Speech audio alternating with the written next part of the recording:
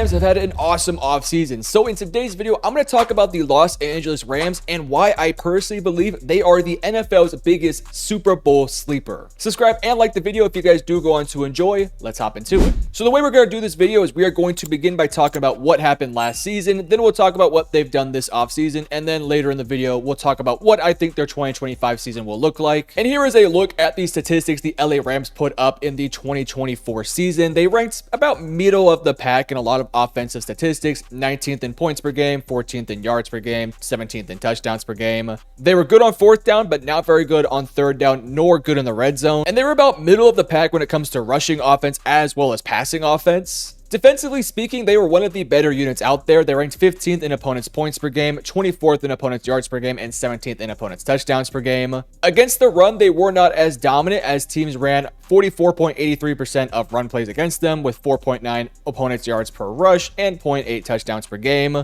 But they were pretty solid against the pass. I think that is more just based off of volume.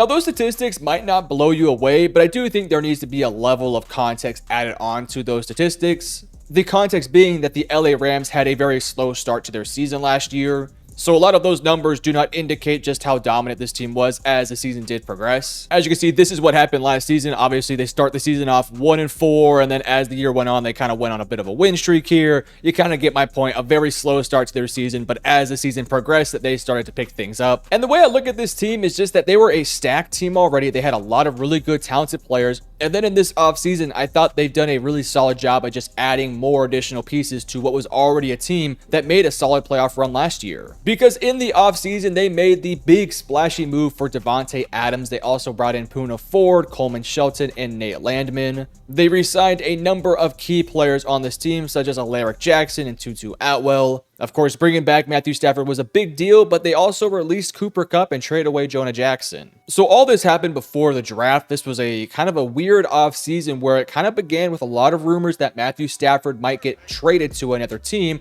There was a lot of rumors about the New York Giants, but eventually there was a deal cut out between the LA Rams and Matthew Stafford, and now Stafford is going to be returning with the team. This is big time news for the LA Rams. This is awesome for them because he is a veteran quarterback. He's been there, done that, led this team to a championship just, 2-3 years ago now, and is still at this stage of his career like a top 10 level quarterback. So as long as you have that level of play, with that level of experience, with that level of continuity, you want to make sure you bring him back. But they did not get stagnant with this roster. They made some big time moves. They realized that Cooper Kupp at this stage of his career is a little bit, I don't want to say washed, but too injury prone for their liking. And they have a guy in Puka Nacua who can kind of fill in for Cooper Kupp where they would play him. So they release Cooper Kupp and make the big splashy move for Davante Adams, and me personally, I think it's just a perfect pickup. Puka Nacua, as I mentioned, can be more of your Cooper Kupp, whereas Davante Adams can be a better version of what this team had when they won the Super Bowl in Odell Beckham. And we all know Davante Adams is a better and healthier player than what that version of Odell was. So my prediction is that they're going to utilize Davante very similar to Odell, but just at a better, more effective rate. Davante Adams might be getting up there in age, but it's a safe deal. It's only a 2-year contract, so it's not a big time long-term deal that screws you over in the long run.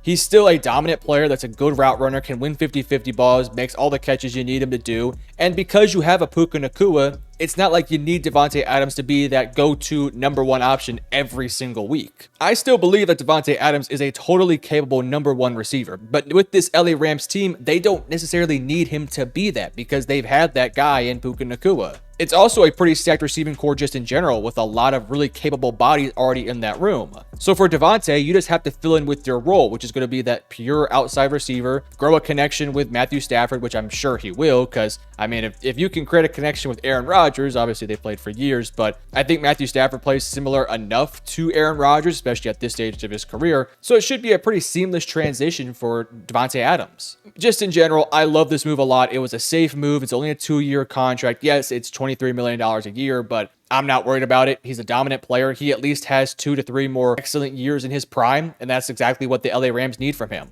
The Poona Ford signing was also very nice. A 3-year, $30 million deal is about a little bit of what I expected. Poona Ford is just one of those kind of anomalies that you don't see too often in the NFL, like an interior defensive lineman that is completely undersized, but is still good against the run and still a pretty fine pass rusher. And that's exactly what Poona Ford is. He's a veteran. He's been there, done that, has done it for multiple teams. He now enters this LA Rams team that didn't really need help on the defensive line, but maybe needed that veteran to kind of keep the unit together, as well as just another body to kind of throw more options in that interior. You pair that with who they have already on the roster and who they took in last year's draft, and that interior defensive line should look a lot better with, of course, Poona Ford. You bring in Coleman Shelton, and admittedly speaking, he's not like the greatest player in the world, but I think he's a fine enough center that if you have to play him, you feel okay about it. The Alaric Jackson signing was actually pretty nice. I kind of thought he might be out the door, but bringing him back on a 3-year deal, I thought made a lot of sense. He's a relatively young tackle that's been on this team and has just been a fine tackle prospect. But that's really it for their offseason. Of course, they made a few other moves that I thought were nice ones, but those are the big things I really wanted to focus on. Let's now go ahead and look at what they did in the draft. Now, this was a very short draft with only 6 picks, but I thought this draft was pretty solid. You take Terrence Ferguson in round 2, Josiah Stewart in round 3, Jarquez Hunter in round 4, in round 5, Ty Hamilton. Round 5 again, Pooh Paul Jr. And round 7, Kanota Mumfield. Now, this was an interesting draft. I did not think this was the best draft of all the draft classes out there, but it's kind of hard when you don't have a first-round pick. I thought they addressed some of their issues, but I also feel like they kind of did not address some of their other bigger issues. For example, I think Terrence Ferguson was an awesome pickup. He clearly fixes one of their bigger issues, which was the tight end position. But then in round 3, getting Josiah Stewart, who I think is a great player and totally worth the pick at pick 90, but you could have also took an offensive lineman, which this team kind of could use right now, especially with Rob Havenstein being a bit of an older prospect, or just an older player, I should say, as well as having some injuries on his name. So instead of taking an offensive lineman there, you double down on an edge rushing position where you already had a good number of really talented players. With that said, Josiah Stewart's a great player. Like, he's going to be an awesome pickup. He's a freak athlete, can just be kind of a difference or a different style of edge rusher that they don't really have, especially with Jared Verse not necessarily being this insane athlete, more so of a power rusher. Josiah Stewart can be a bit more of that flashier option. But then round 4, you took Jarquez Hunter, who I like the player. I think he is a starting caliber running back in this league. It's just that he doesn't really give you something that you didn't already have. Like, he's kind of a stockier, smaller guy, good locker room guy, but he's not the flashiest guy. He's not the shiftiest. He's more of a bruiser style guy, which you already have in Blake Corum and in some ways Kyren Williams. So yes, he resembles what you already have, and maybe this is a pickup that is a long-term replacement for Kyren, but that feels a little bit, I don't know, insane to me, because Kyron's a damn good running back. So to take that guy in round 4, whereas you could have maybe took a linebacker or a corner or an offensive lineman, just felt to me a little bit of a rushed pick and maybe something they could have waited on for later in the draft. And then in round 5, again, you pick up a defensive lineman, an interior defensive lineman at that. And even though I like Ty Hamilton, I have to ask the question again, why are we doubling down on a position where we already had a good enough depth and some really good starters when we could have picked up a linebacker, or we could have picked up a center or a tackle or one of those positions? Again, I'm not mad at the players they took. I like Jarquez Hunter. I like Josiah Stewart. I like Ty Hamilton. I think they're very talented players that will find a role on this roster. Just kind of comes down to me that there was other positions I might have preferred. And then round 5, they did take a linebacker in Chris Paul Jr. He's a little bit undersized, but he's a very smart player. He's solid enough against the run and solid enough against the pass that I have a feeling at some point he may end up being one of your starting interior linebackers. If you had told me they took Chris Paul in like round 4, maybe I could have lived with that. It just kind of comes down to me that there was probably some better linebacker prospects available earlier in the draft over a guy like Chris Paul, whereas now you have to take Chris Paul and he might end up having to play for you. And then Kanota Mumfield in round 7, did not hate the pick. He's a very high upside player with a lot of talent. We'll have to wait and see if he can reach that. So in totality, I liked a lot of their picks in terms of the names they got. But when you take into account that they didn't really address some of their biggest needs, like a backup offensive tackle, or I guess a swing tackle option, or another linebacker, it does make me a little bit concerned about what this draft class might look like and how maybe they did not address their biggest needs too much. I'm not going to compare the Rams to the Chicago Bears, but if you guys remember in the Caleb Williams draft for the Chicago Bears, there was a lot of conversation about what the Bears were going to do with their second first-round pick, in which a lot of people had them taking an offensive tackle to beef up that offensive line, but they decided to not go with the offensive lineman. Rather, they went with a Roma Dunze, and that offensive line kind of ended up being the Achilles heel of that Bears offense. I do kind of worry with this Rams team that if there is an injury in the tackle room, offensive tackle, I mean, that this offensive line might end up not being as good as it really could be, and it could kind of end up being their Achilles heel. Same thing with the defense. I'm worried that because they didn't really address linebacker with a serious pickup in the draft or in free agency, I do worry that if the linebackers are not that good, you're going to end up having a bit of an Achilles heel at the linebacker position. Now, yes, free agency is still open, and yes, you can pick somebody up mid-season. I just would have liked to have seen them maybe address those positions a bit earlier in the draft.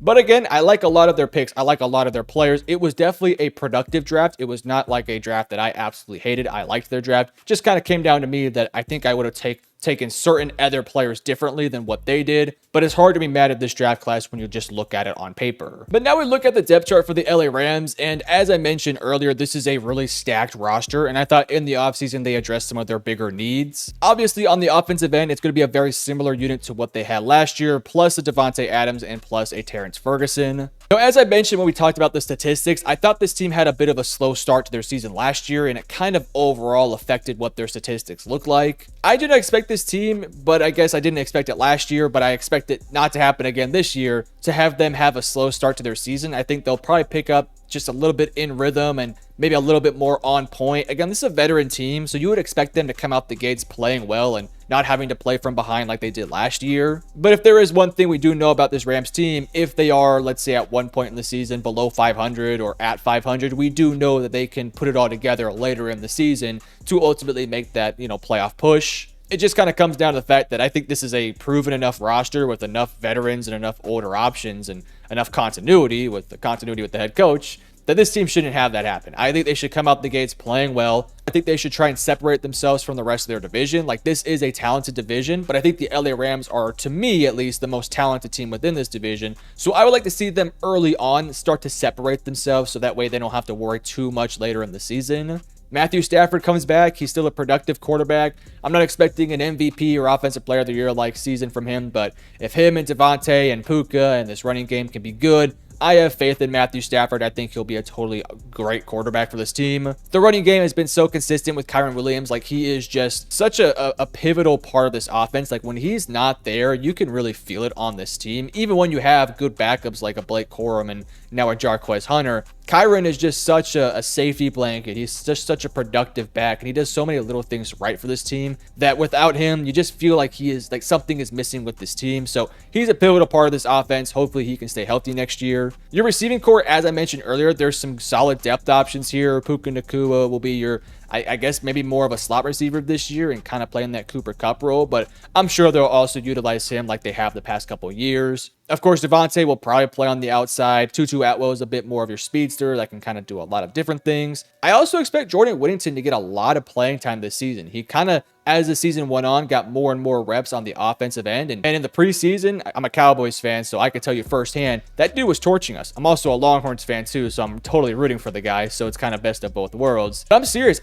Taking my bias out of the situation here, I truly do believe that he can play a pivotal role in this offense. I mean, he's a very talented guy that had some injuries for Texas, but he's just a do-it-all guy. He does everything this team wants him to do. Like, he is just a good run blocker. He's willing to make big plays. He's willing to block for receivers. And I could see a world where, let's say, Puka Nacua kind of takes over that Cooper Kupp role. I could see Whittington kind of taking that role of similar to what Puka Nacua did. So I would not be surprised one bit if by the end of the season, your starting three receivers are Nacua, Whittington, and Devontae Adams. Of course, I'm not discounting Tutu Atwell. He'll also be there as well. It's just that I think Whittington can just do a lot of what this team likes to do. Your tight end room is much improved now that you added Terrence Ferguson. I don't know if he's going to start immediately over Higbee, but now you at least have some different options, whether you want to run 11 personnel with Ferguson or 12 personnel with both of them.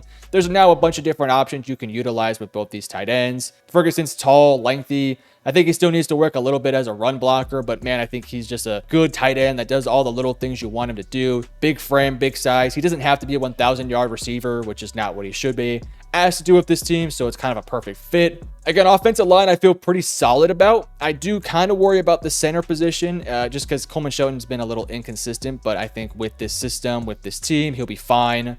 And then that right tackle spot, when healthy, Rob Havenstein's a good tackle. It's just that he's getting up there in age, and I don't really know if you have a super dependable swing tackle that you feel extremely confident in. With that said, this is still a solid offensive line, and just in totality, I feel really solid about this offense. Again, I expect there to be a better flow to this offense early on compared to what they were last year, because last year there was just something off with this offense. I don't think that should be the case this year. You have too many veterans, too many guys who have been there for too long, and Devontae Adams should just really open up this offense a crap ton. So I really do believe in this offense. I think it'll be around a top 10 unit by end of season. And defensively speaking, guys, man, this unit's pretty nice as well. This front seven, or maybe I should just say this defensive line, is ridiculous. Braden Fisk had like 8 sacks last year. Kobe Turner had like 8 sacks last year. Byron Young had like 8 sacks last year. Jared Verse had like 8 sacks last year. You now have Josiah Stewart. You bring in a Puna Ford. You have a Ty Hamilton. This is just a unit that's very solid. This is one of the better defensive lines out there. It's one of the more complete units, and it's also a very young unit that is not going anywhere anytime soon. I must admit, it's going to be very difficult for the Rams to pay all these guys once, of course, their contracts are up. But I guess if there's any sort of silver lining, a lot of their contracts will be up about the time that Matthew Stafford retires. So maybe you can bring them back and just, draft a young quarterback and have a dominant defensive line for the next couple years. But it's a fun unit, man. They absolutely have different variety of guys. You bring in a Josiah Stewart, who's a bit more of a speed rusher compared to Jared Verse. You now have so much versatility and so many different options that I just think this front four is just super fun and super great. I should say front five more than anything because they run a 3-4, but you get my point. I do worry a little bit about their inside linebackers. Troy Reeder and Omar Speights haven't really played a ton, especially Troy Reeder, who's a bit more of a veteran, but hasn't really played a lot. And then Omar Speights got some playing time last year. I thought he was solid against the run, but I don't know. I just think that there's a lot that I wish this team had. Now, you did bring in a Nate Landman, who has had a lot of playing time in his career, so we'll see if he ends up becoming one of their starters. And we talked about Chris Paul Jr. I have a feeling that at some point he might end up getting a lot of playing time just because he's a super smart guy and he runs quite well, and he's a little bit undersized, but I think he'll fit nicely with this team. I just kind of worry that there's not enough talent in this room, and that even though your front five is dominant with your outside linebackers and your interior defensive line, I just worry a little bit about my interior linebackers, but I think you can live with them. Your secondary is also very talented. I think it might be missing like a true lockdown number one cornerback. Like if they had a Jalen Ramsey, not to,